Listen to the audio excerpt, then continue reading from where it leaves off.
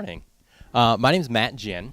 I work in the advancement office here at Spring Arbor. And so we're currently in the little building between Ormston and Muffet. And so part of my job is to engage alumni. I do some fundraising for the university. And so really as I look at our office, I kind of think, these 4 years or 5 years that you guys are here on campus, that's kind of like an engagement period that you guys have to university. And then after you graduate, that's like marriage. And so we're with you for your whole life. So that's just a little bonus. That's aside. That has nothing to do with anything. But so I wanted to start off today and share some assumptions that I have. And I did not attend Spring Arbor. I'm not currently a student. So my assumptions may be completely off. But I wanted to share these so you guys would understand where I'm coming from, understand a little bit about who I am and kind of what I hope to accomplish. So first of all, I am a multiracial individual. And so some of this comes from my story, my personal experience. And so my assumption is that there are students on this campus who are struggling with their racial identity. They're not sure who they are. They're not sure what that means. And they may feel isolated or alone. And so this does come out of some of my experience where, if this talk had been done when I was an undergrad, part of the time I would have said, I don't want anything to do with that. Part of the time I would have said, okay, this is probably just not for me. Some of it I would have said, hey, this is great. This is helpful. This is encouraging. Part of the time I would have said, yeah, I want to be part of that conversation. And so it was kind of all over the place, but didn't feel like there was a lot of support or understanding of kind of who I was and what I was going through. Another assumption is that most monoracial students have not thought much about this topic at all, that this is not something that people think about on a regular basis. And then also that these conversations have not been held campus-wide publicly up to this point. And so again, those assumptions may be off, but that's kind of the point of view I'm coming from. Some of my goals for today, I want to start a conversation. So there is some information in here. To me, the information is less important than allowing people to begin a conversation around campus. I do want to provide some definition or some foundation to that conversation so that we can be speaking the same language, understand each other, kind of know where we're coming from. But then I also want to let people, the multiracial students on campus, know that there is a support structure in place and there are people who are here to support them, to know that they exist, know that they're seen and heard. So I kind of want to start and with this idea of safe space. And I realize that I cannot create safe space on this campus. I, as one person, cannot. That is a collective thing. So I can't tell you, hey, this place is safe, and that makes it safe automatically. For people to feel safe, there has to be a collective buy-in to that. And also, as we talk about safe space, I think sometimes when we say, well, this space is safe, what happens is people say, no, it's really sanitized, that nobody's allowed to say anything, that the conversation can't really happen. And so I'm hoping today, and as we move forward, to actually create some safe space on this campus, which means really it's a graceful space. So it's understanding that it's not, some people understand this and some people don't. It's realizing that there's a spectrum there, and we're all growing, we're all learning together. And so we need to have grace for those who, may not say the right words, grace for those who, maybe think differently or haven't even thought about this at all. So I want to create a space where people can ask questions that may sound ignorant, that may be ignorant, because that's where they are. But that's how we grow and learn together. And so within that, we need to understand that there are different triggers that different people will have. And so you may say something that's totally innocent, but it's taken in a way that's very hurtful. And so I think part of being in a safe place and a graceful place is being able to work through that together as a community. And so that's kind of what I'm hoping to begin to foster today. So, like, what are you? That's a question that I get on a fairly regular basis, and a question that, as you read the literature on racial identity development, is all over the place. So, if you read qualitative stuff, it's in every interview. If you know as you read through the articles, and it's a question that I think is a good starting place, because I think that's where a lot of people are starting, is kind of this. So what are you? And I think it's kind of like an onion. I mean, there's layers you can peel back to that. So it tells us something about the person asking the question, but it reveals things about the person being asked. And so this issue of identity, how race ties into identity, this idea that for multiracial students, who are you? It can be a very difficult question to answer. Racially, who are you? Ethnically, who are you? So I want to define some of the terms that I'm going to be using. And if you can read all kinds of articles that talk about the benefits and the drawbacks of different terms. I tend to use multiracial, biracial, and monoracial. There's a whole argument about whether we should say multiracial, whether we should say mixed race. Some people say people aren't mixed, you mix things. But and so probably in most of the scholarly literature, it's mixed race. I tend to lean towards multiracial or biracial. So multiracial would be an individual, and the pushback on multiracial and biracial is that some people will say that's defined as groups. So you have a multiracial group, but you have mixed individuals. I'll either flip back and forth, or I'll just say multiracial individuals, biracial individuals, monoracial individuals. So monoracial would be those of one race, background of one race. I want to touch on this idea of the one drop rule, because it informs some of our history. And so essentially, as people have been defined by race, they're, especially with multiracial individuals, society tends to place them, and really oftentimes people are placed in the lowest perceived social class, and that's how society historically has functioned. And so this one drop rule essentially saying if you have one drop of racial diversity within you, then you get placed into that category. And so throughout history, documentation and classification has used that, and it's currently not now seen in a very positive light. And then also I wanted to mention some terms. So terms like mongrel, mutt, mulatto are considered derogatory terms, but terms that we may hear in society, we may hear on this campus, things that I think we need to have an understanding of some of the historical context. And I'm not going to get into all of that, but I think understanding that people are coming into this conversation in very different places. And so there may be people who use terminology that is now considered offensive that wasn't, people that we need to continue to work with and work alongside as we're having this conversation.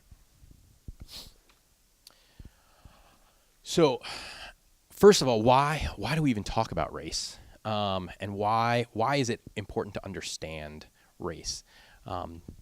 Through the past few decades, there has been a lot of research that has gone into why race is important. And so it helps us understand ourselves, and it plays into how we view ourselves and how others view us. And so even as this social construct that may not mean a whole lot in real life, when real life happens, it makes a big difference. And so as we talk about some of these concepts of identity development, those who go through these processes and have positive outcomes it's linked to positive outcomes in life. And so you see more self-efficacy with those who have more racial identity development, more self-acceptance and acceptance from others. This concept of meaning and mattering also plays a big role into that. And so, historically, there were these theories of monoracial identity development, and so they looked at Black identity development and Hispanic identity development and Asian identity development, but it wasn't really until the 1990s that anybody really looked at multiracial identity development. And it kind of makes sense. I mean, it wasn't even on the census until 2000 that you could say I'm a multiracial individual. And so people were stuck either saying, I'm this or I'm that kind of thing. And so the need arose because, through this monoracial identity development, a lot of the theories were saying, well, society says you're this, and then you understand what that means a little bit more, and you accept certain things and reject certain things. But there was this dissonance with multiracial individuals, basically saying, well, if I say I'm this, what does that mean to this part of me? And so this concept of kind of being there but not there, being, misunderstood. And so there were individuals who came along and said, let's look at how multiracial identity development happens. And so Poston was one of the first to do that. And basically, these are the 5 kind of steps that people go through. And so in personal identity, your identity is not tied to race at all. So, typically this happens, you're a kid, you're your name, you're part of your family, maybe, religion is part of that, but race doesn't really play a big factor in your identity at all. So then the second step is kind of this first chaos that happens, where you choose a group categorization. And typically, this is what society places upon you. So either the way you look, the family you grow up in, the place you grow up in, something says this is who you are. And so that's part of that identity there. And then this enmeshment denial is the individual realizing, okay, so if this is what society tells me I am, but maybe one of my parents doesn't look like that, doesn't act like that, or maybe both my parents don't act or look like that. What does that mean for me? And so there's this again, internal chaos that happens where people are saying, okay, so what society tells me I am, I don't really feel like I am. And so this denial and really the guilt that comes along with saying, am I rejecting this whole half or this quarter or this, 2/3 of who I think I am? Then the fourth step is appreciation, which is really that point where you realize, no, I'm more than what society tells me. And so, there are multiple sides to me that I can embrace simultaneously or collectively. And then integration is really that self-actualization stage where, I'm okay with who I am. Even if society tells me I'm something else, that's fine. I know who I am and really you can withstand some of those external pressures that come with that. Root came along and she looked at things a little differently. So she went through and said there are actually different outcomes with with monoracial identity development. You kind of come to this one conclusion. Kind of this is who I am and this is good. With multiracial identity development, there are a lot of different factors that play into that. And so we kind of get this ecological model where we begin to look at what are the external factors that come into play that may lead us to differing positive outcomes. So she's saying there's 4 outcomes and they're all positive. So this is not, we should all be number 1s or we should all be number 3s, but this is something, these are based on external and internal factors, different places that people can successfully land. And so the first one is acceptance of the identity society assigns. So, society says you look like this, you hang out with these people, you listen to this music, whatever the factors are, you are this. And the person says, yeah, that fits. That's good. And so there are people within society, I think if you look, Barack Obama, a majority of the time, we'll talk about how he's black. We talk about he's our first black president. Well, what about the other half that's not black? And so, but this is the race that society assigns. And so one successful outcome is somebody says, yeah, that's right. That's how I feel. That's who I am. The second one is identity with both racial groups. And so you say, hey, I'm this and I'm this. I'm not both. I'm not one. I'm this and this. So simultaneously, being I guess dual racial. The third one would be identification with a single racial group, and really this is the opposite of the first one. So the first one, society says you're this. Really, number 3 is society says I'm this, but no, I'm really this. And it's kind of a pushing back of society and saying, no, this is not who I am. I'm another monoracial group.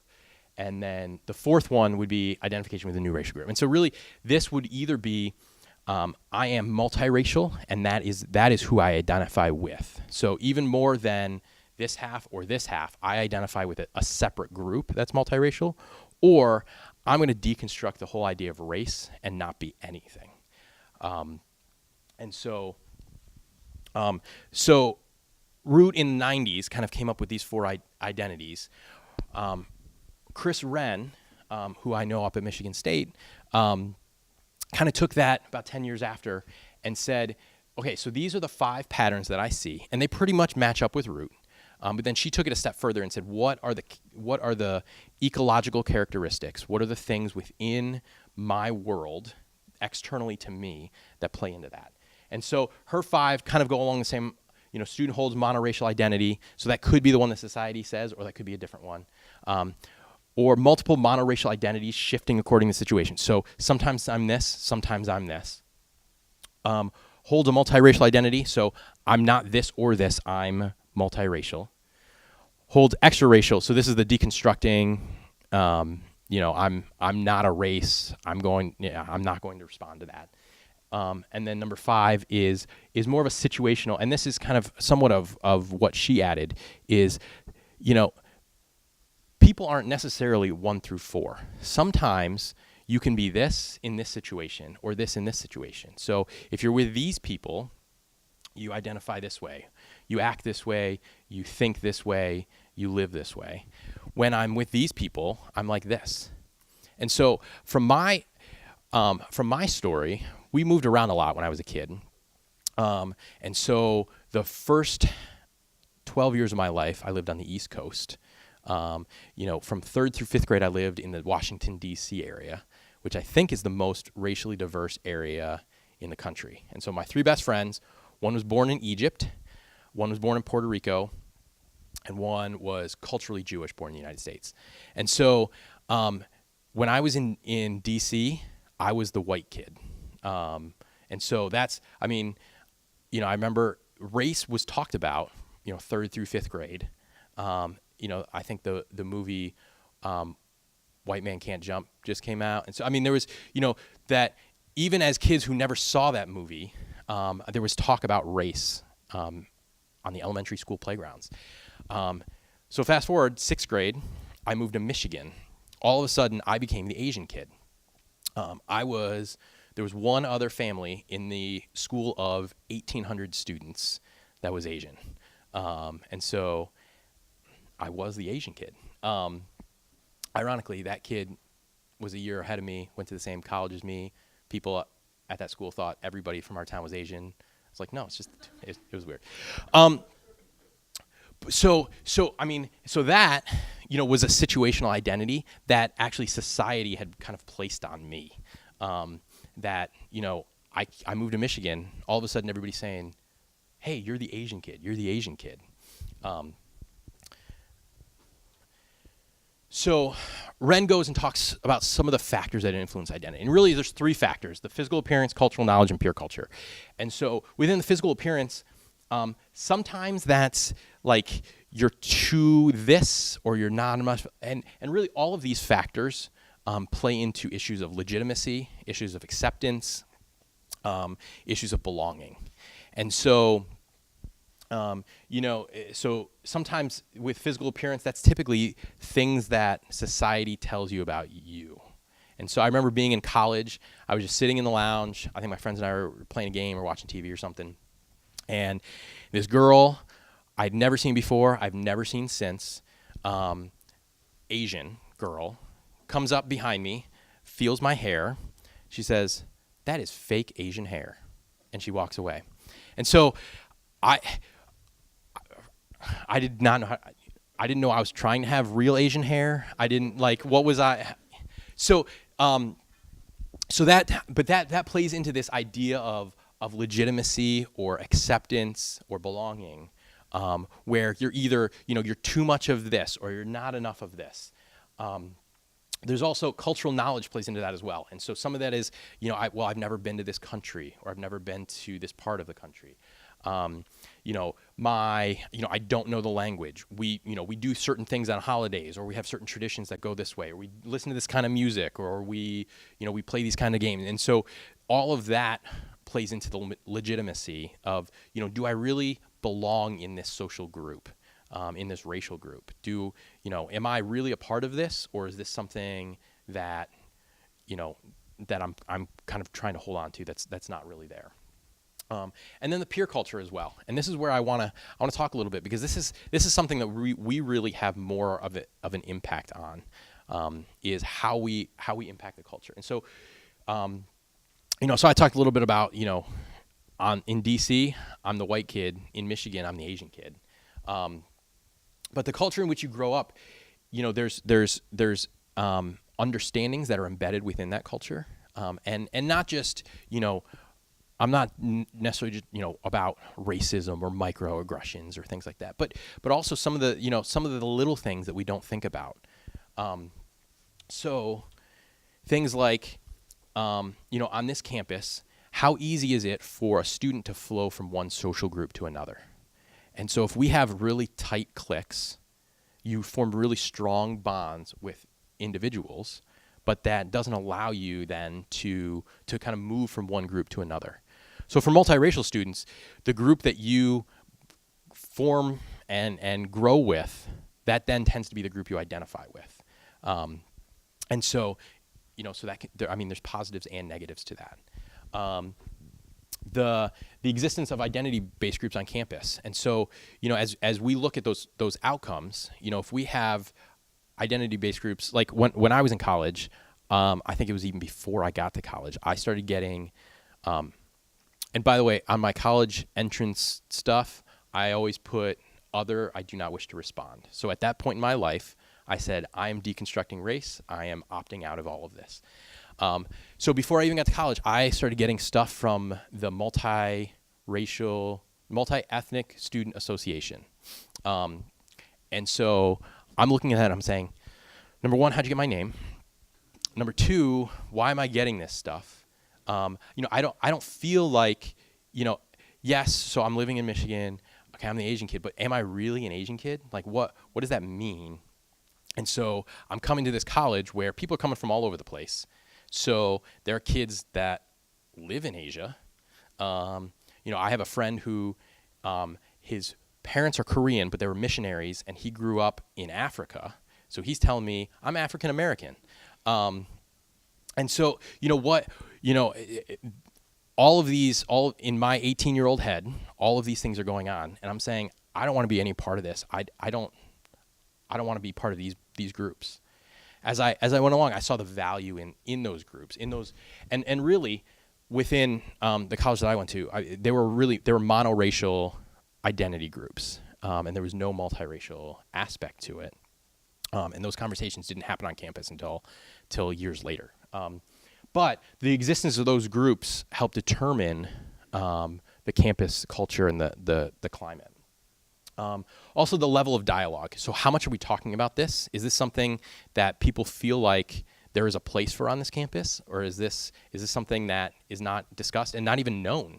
And so my guess, going back to my assumptions, probably this is not something that most people think about on a regular basis unless it directly impacts you. And so, so what level of conversation are we having on campus? And then also just the level of diversity on campus, and all types of diversity. So the more diversity you have on a campus, the more these conversations come up, it changes the culture. And so with that, what type of culture do we want on this campus? And so that's along with creating that safe space, creating that culture is something that you guys have an impact on. And so we have the opportunity to continue this conversation. We have the opportunity to continue to educate ourselves and to educate the rest of the campus on these issues. And so my hope is that today we can just begin that conversation and that it continues and we can continue to learn and grow together. So this was passed along to me, and so this was written by Maria Root, who we talked about earlier. And I'm not going to read through all of this, but this is the Bill of Rights of People of Mixed Heritage. And I think this has been helpful to me, and I know definitely helpful to others, just to begin to have that conversation, begin to understand identity and what does it mean to be multiracial or mixed. What does it mean to even understand the idea of race? And so I'll leave that up for a minute if you guys want to. And if you guys are all great with the internet, you can find that somewhere too. So as we move forward, I would love to be able to continue this conversation, whether that is on a large scale or whether that's individually. And so I want people to know that if you have questions, if you have concerns, if you want to yell at me, that's wonderful. I love coffee, so we can meet for coffee and do that. You can yell at me all you want. But there are a lot of people on this campus who are much more mature in this conversation than I am. Kevin Brown, Eric Beta, certainly Willie, and others on this campus. And so find them out, seek them out, and have this conversation with them. If you want to talk to me more, I'm happy to listen. I would love to hear more about what the race conversations look like on this campus. So I'd love to engage more with you all.